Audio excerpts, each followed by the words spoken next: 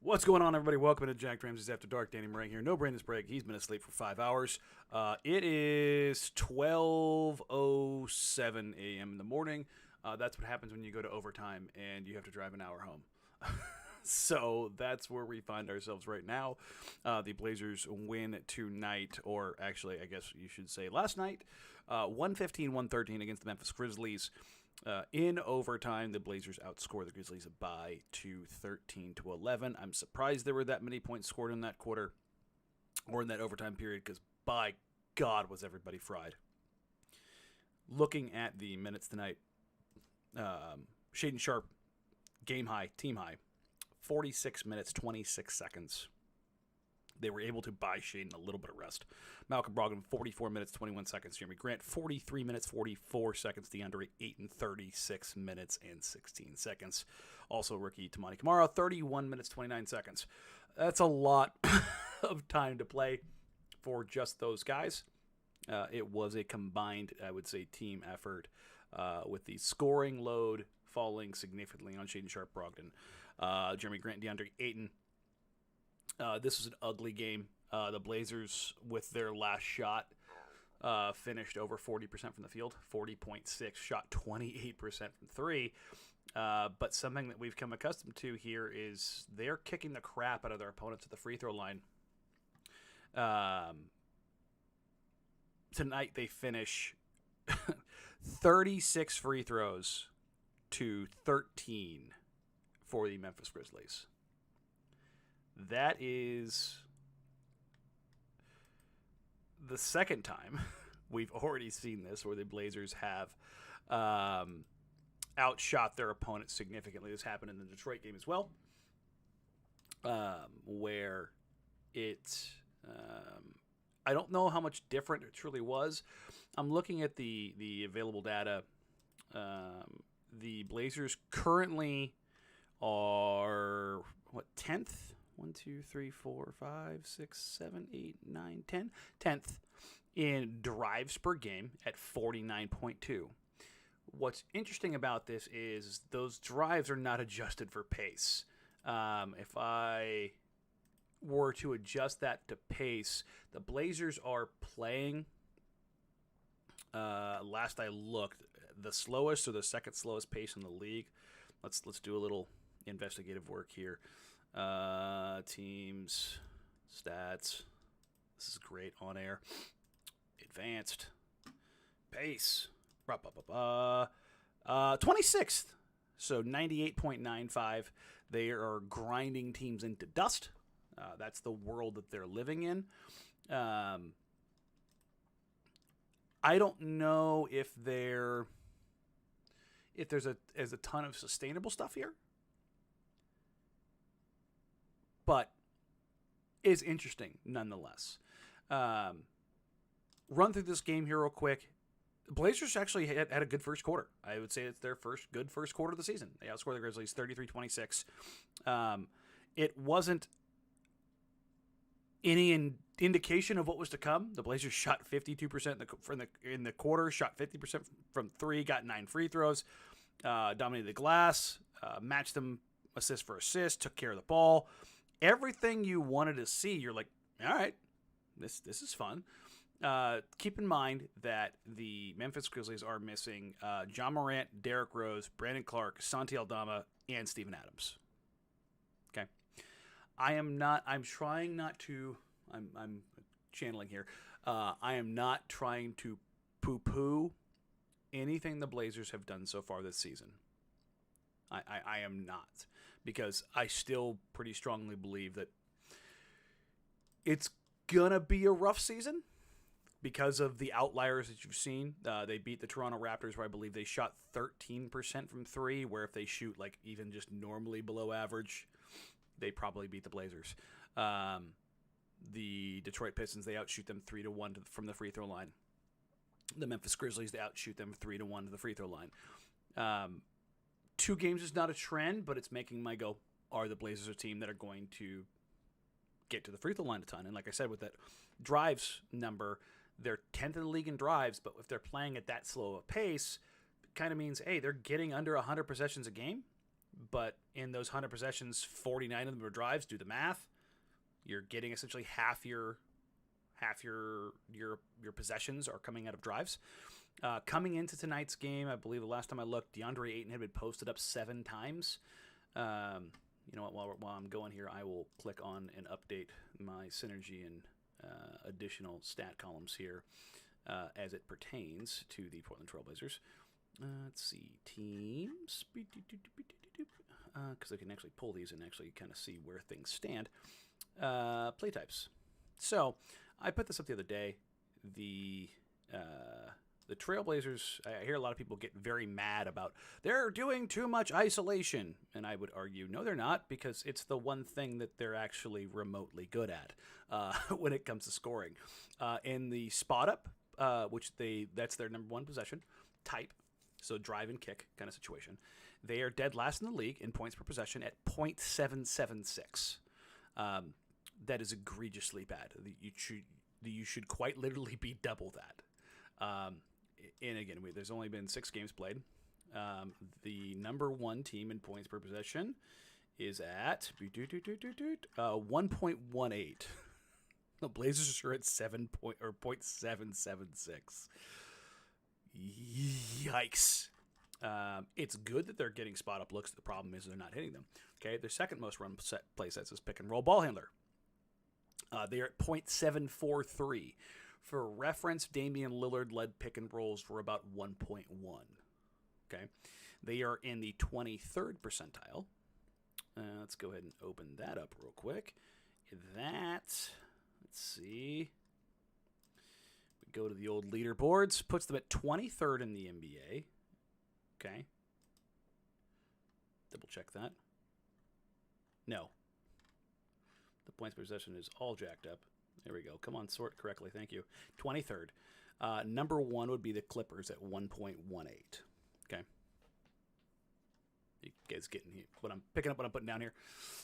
In transition, they are in the 13th percentile, so that's 27th in the league at .982. And then in isolation, they are in the 57th percentile at .944, which that's doable.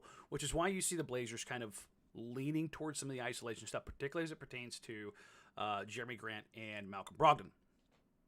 Obviously tonight, no Scoot Henderson because he's nursing the ankle. I posted on Twitter, there was a video of him getting shots up before the game. I don't think he goes Sunday as it stands right now, but it could change. But I think once you get past that, he's probably game time decision. That's, I think, ultimately where I fall with that. But as I kind of went through the spot up, pick and roll, ball handler, transition, isolation, like there's reasons why you're going to those things because there's these blocks that simplify things. You want to be able to get the best possessions you can get without being wildly predictable. And I asked Chauncey Billups this tonight. You know, your primary actions are just not getting much out of, and that's very true. They're not getting very much out of anything they try to run right away. They're getting more of their secondary looks, and they're getting to the free throw line like a monster. Okay, and there was something he said to me that I feel like this is what's happening a ton. Is they run their actions, and it's not great because the timing's still off, and guys are getting familiar with each other, and maybe they're like, I should probably take this shot, maybe not. Brogdon's just going to say, I'm going to let that thing fly. Shout out Malcolm Brogdon. He is just letting it go, and for everybody mad at him and Jerami for, getting shots up, it's like they need that. They need it desperately. Desperately. Like they know how to at least get into a very legitimate look and get something out of it. Okay. There's just other guys on the team that don't. Period. Point blank. What's interesting though is kind of how they're filling in the cracks in between is they've used Deandre Ayton as a facilitator in certain sets. They've used, like on my Patreon, the one thing that I'm looking at the other night, I talked about Scoot Henderson being used as a screener in horn sets. Like they're running primary actions almost as a decoy, it seems like, to get to some secondary stuff to kind of overload the strong side and then get it back, essentially getting the defense moving side to side. And then coming back to the strong side, they ran a play there in the fourth quarter where they looked to have Shaden cutting on a back cut on what would have been a wide open dunk if Memphis defender hadn't stuck a leg out and kicked the ball out. It was actually kind of nice. But so much of it was set up between DA and Brogdon, or Jerami and Brogdon. I can't remember how it was. Again, it's midnight and I'm struggling. But they were running a DHO, or they feinted the DHO, swung it over the weak side, ran a pin down for Jerami, comes up, who swings it back to the strong side it originally started on, and then it ends up in a back cut for Shaden, throw the bounce pass, gets kicked. Anyways, it was just like, oh, okay, they're trying stuff. This is not the Chauncey Billups is the greatest coach podcast, live show, whatever you want to call it, but by God, are they trying stuff. Anthony getting hurt, Scoot getting hurt, has forced them to really try stuff. The interesting thing is like trying to find the sweet spot of like trying stuff versus going with some of your base stuff. And Chauncey mentioned it post game, pregame of, look, we want to run our base stuff, but like we know we have to, that's not there. With no Ant, no Scoot, we have to be kind of creative with that. So that's been interesting, kind of watching that develop. I will say this. Their offense is very hard to watch, but they're giving a damn on both ends. Even if the execution isn't there, they're competing. There is some tone that is being set, and in the locker room post-game, guys were pretty excited. Guys were pretty amped about the effort and the fact that, like, hey, like we're not here to just stack lottery picks or lottery odds. It's different. This isn't the process Sixers where you just throw young kids out there and you go. That's not what they're doing. I think this team, because they picked a direction, they make more sense. And even when they look poor, was it the second quarter? I think it was this. Yeah, it was the second quarter. The second quarter started out 18-2, and it was like, ugh. Okay, it's catching up to them. Then it was 20-14, and then it was, by the end of the quarter, 21-27. It was like, oh, okay, well, that's different. They got handled for a long period, and they somehow managed to kind of claw it back. And in that period, it was like, okay. You're seeing some of the same guys pop up in the same places. But I thought Deandre was really, really good in the first half. Finishes the first half with 12 and 7, 2 assists and a steal. And the 5 of 5, even though the volume isn't there, his touch, his ability to just kind of step out to that mid-range and go dunk. I love watching him shoot mid-rangers. It's so fun. His touch is incredible. Also, he's a weird dude in the best possible way. I like the guy. But I think you're kind of seeing like veterans, and this is going to sound bad and people are going to take this the wrong way, but screw it. They look better because Scoot's off the floor. That's not a shot at Scoot. Like, these are guys who have experience. Malcolm Brogdon's the 6th man of the year. Deandre Ayton anchored a NBA Finals team. Jerami Grant has been on very good teams. Like, this shouldn't come as a surprise when it's them on the floor, plus like a young guy. And this is kind of goes to the whole point of like why I wanted to see Shaden stay with Malcolm Brogdon and Ant kind of stay with Scoot, is that you're seeing guys are getting comfortable with each other, but they're also balancing each other out. And what was missing from the Scoot Shaden starting lineup for a game and a half was that teams were just basically playing 4-on-5 with Malcolm out there with Shea, with Tamani, with Deandre, with Jerami. Even if they're cheating off Tumani or Matisse, they know they have to worry about Malcolm. They have to worry about DeAndre. They have to worry about Jerami. And the gravity on the floor is kind of manipulating itself. And even though the Blazers can't shoot, you're opening up a lane to drive through that's one step wider. And kind of circling back to what Chauncey was talking about, running their actions. We'll run our primary action. And if it's not there, most NBA teams will blow that up. Okay?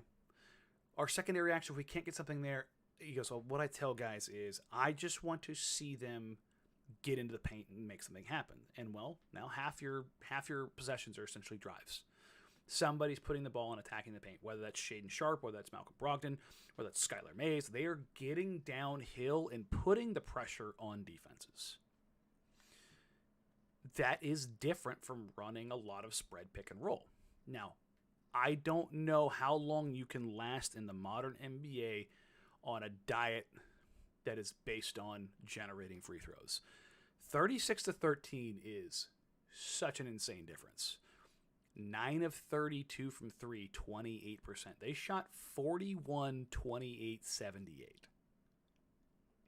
I bet you if I put that in, like the last 25 years, teams are gonna lose on most nights.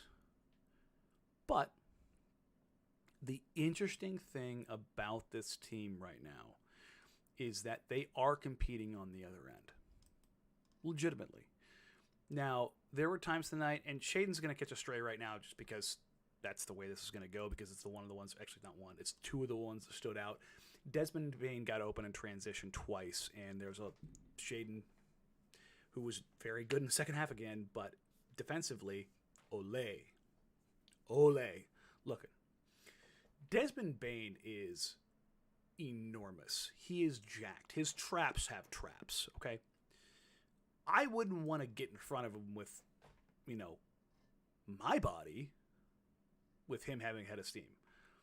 But there were two that were just egregiously bad, and I'm like, okay, you gotta find a way to do something. And there's probably a good chance that Chauncey Billups told Shaden, you can't get caught making dumb fouls because you're going to play 40-plus minutes because we're shorthanded at the guards and at creators and at scorers, so you've got to be smart. So that could play into it.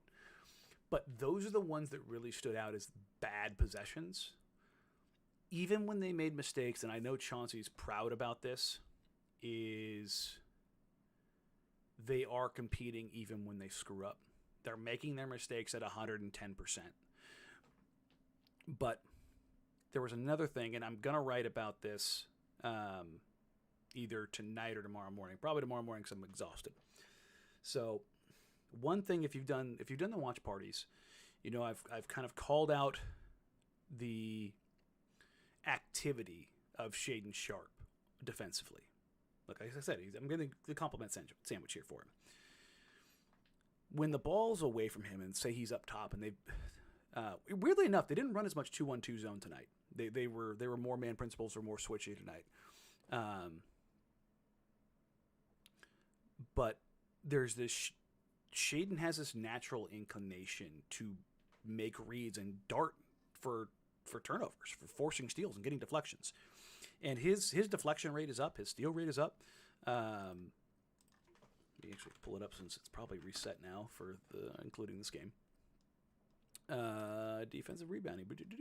So it's not huge. His block rate right now is at 1.1%. His steal rate's at 1.2.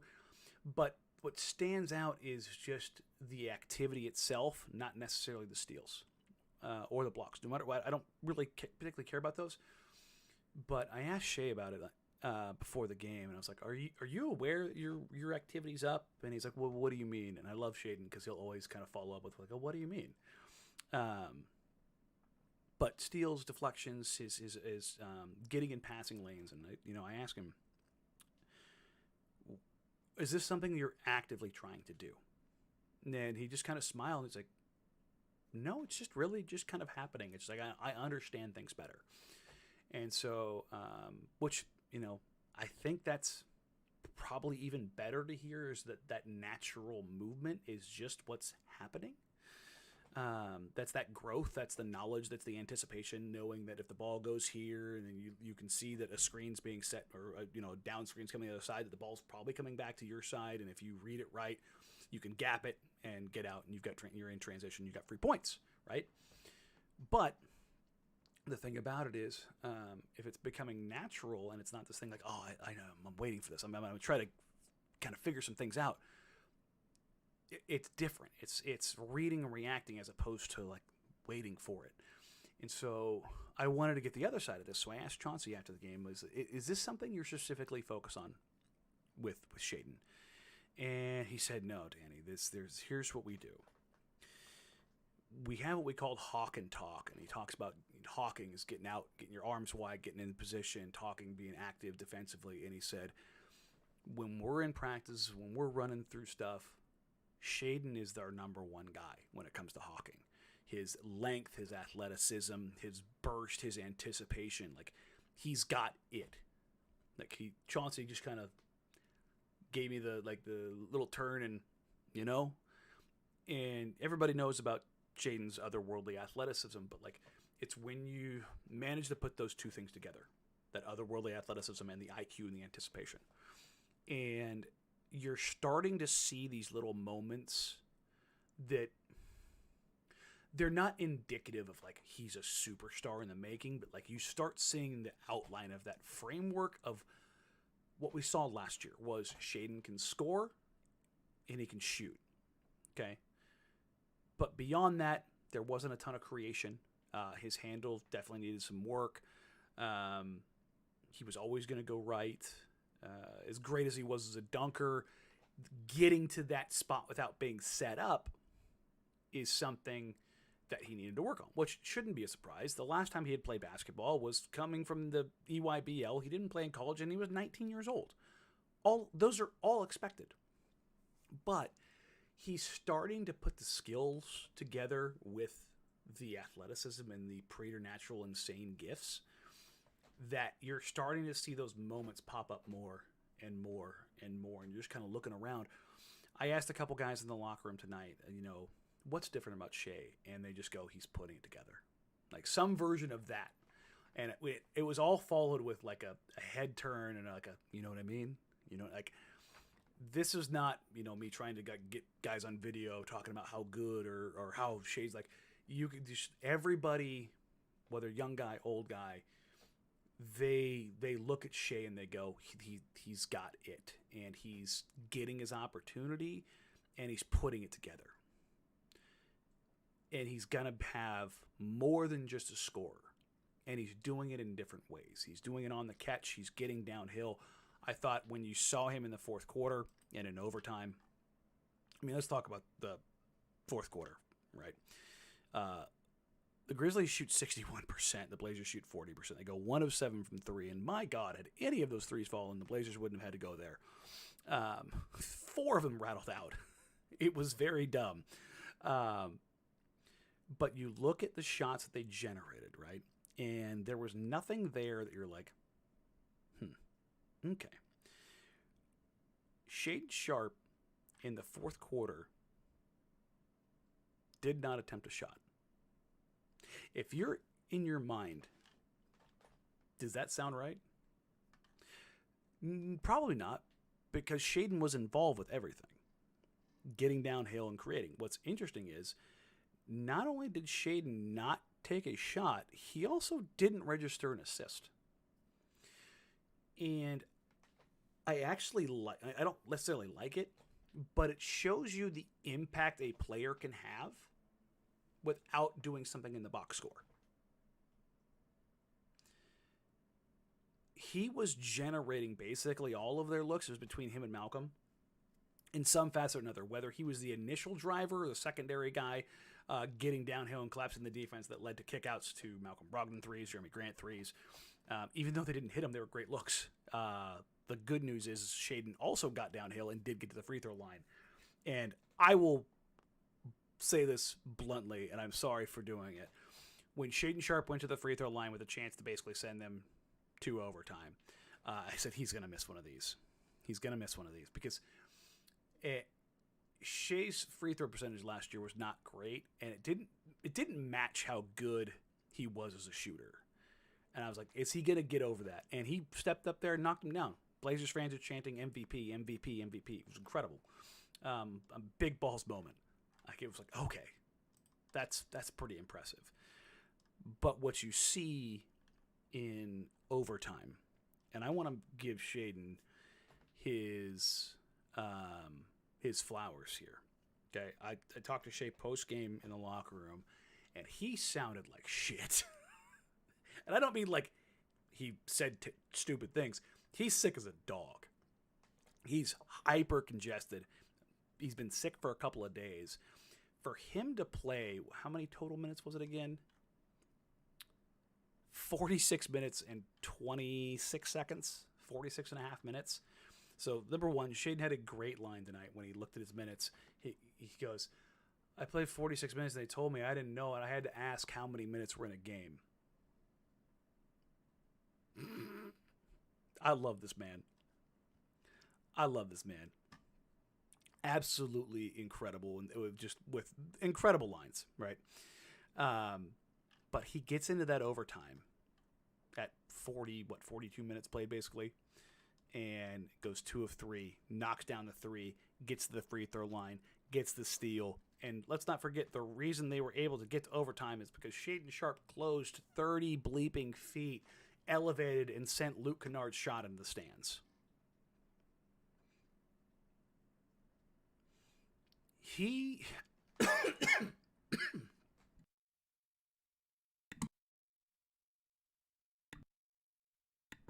Hopefully I'm not getting sick, but Shaden, when asked about the block, he was like, I didn't really know. I lost my man, and then I saw where the ball was going, and I rotated out, and I just jumped. That's an insane answer to that question. Let's be entirely clear. That's an insane answer.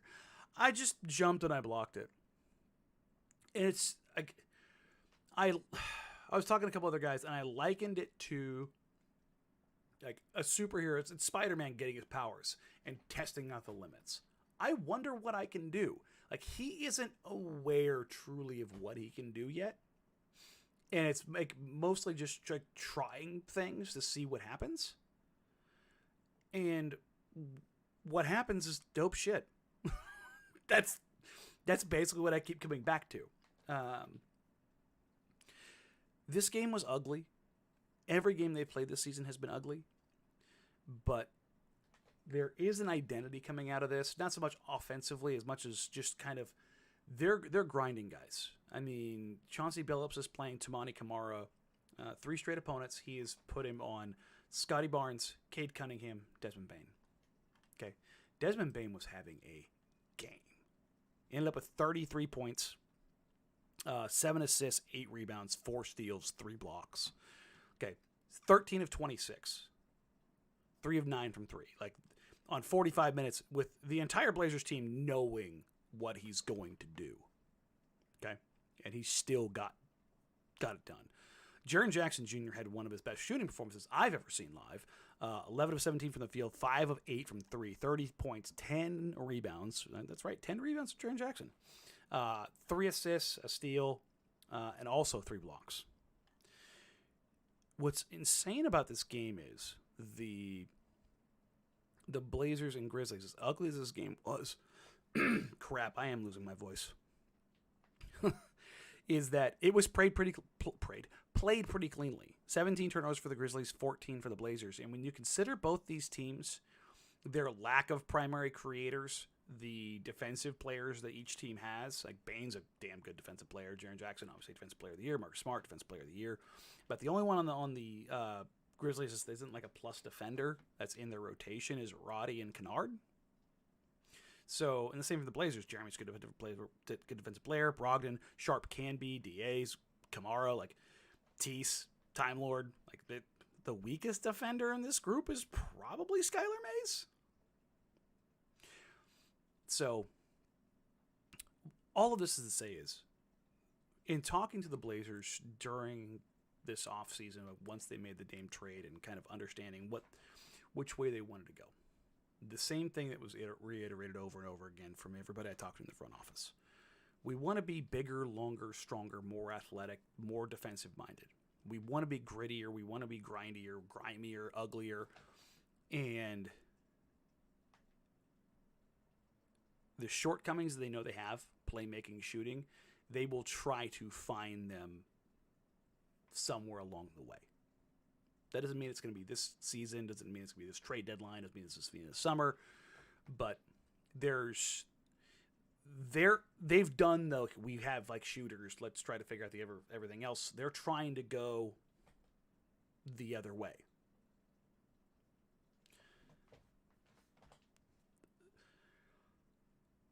I don't think that this 3-game winning streak is going to hold on.